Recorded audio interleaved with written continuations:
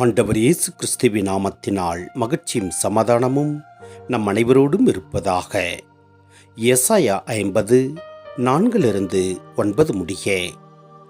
நலிந்தவனை நல்வாக்கால் ஊக்குவிக்கும் அறிவை நான் பெற்றிட ஆண்டவராகிய என் தலைவர் கற்றோனினாவை எனக்கு அளித்துள்ளார்.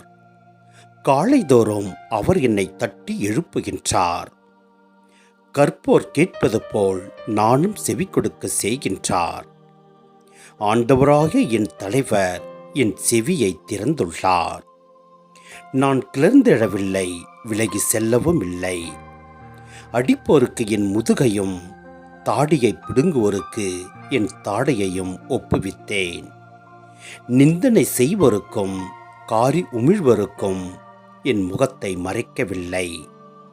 ஆண்டவராகிய என் தலைவர் துணை நிற்கின்றார். நான் அவமானம் அடையேன். என் முகத்தை கற்பாரை ஆக்கிக் கொண்டேன்.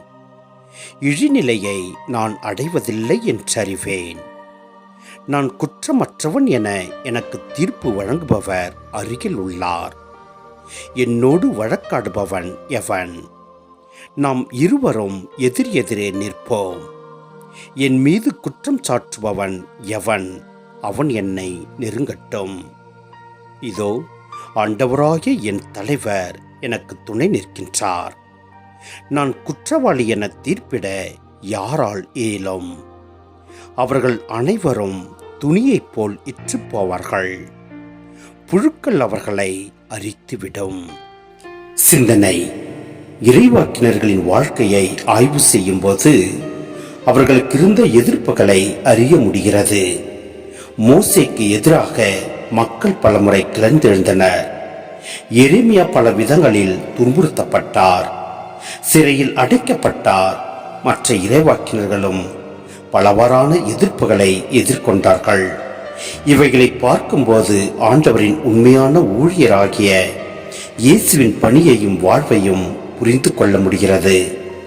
ஆண்டவருடைய ஊழியர் அவருடைய வார்த்தைகளை மக்களுக்கு தர முடியும். அதன் வழியாக அவர்களை கடவுள் சார்பில் ஊக்குவிக்க முடியும். ஏனெனில் ஒவ்வொரு நாளும் அவர் ஆண்டவரின் வார்த்தைகளுக்கு செவி சாய்க்கிறார்.